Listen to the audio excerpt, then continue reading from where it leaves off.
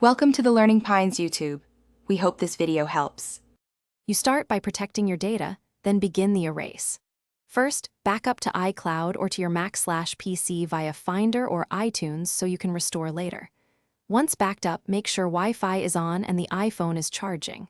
Next, go to Settings, tap your Apple ID, then Find My and turn it off. You'll need your Apple ID password. Finally, confirm you know the device passcode and have removed the SIM if you plan to move it. You now perform the actual reset. Go to Settings, General, then Transfer or Reset iPhone, and choose Erase all content and settings. Follow prompts and enter your passcode and Apple ID password to disable activation lock. Make sure the phone stays on power and Wi-Fi until the erase completes. There's a progress bar you should let finish. If the on-device method fails or the phone is disabled, connect to Finder or you finish when the iPhone displays the Hello Setup screen. That means the wipe succeeded. At this point, you can power it off, remove any SIM, and check iCloud.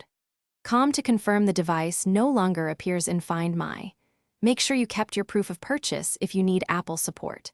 If activation lock or an Apple ID prompt remains, start Apple ID account recovery or contact Apple support with purchase documentation to remove the lock. This resolves the most common post-erase issues.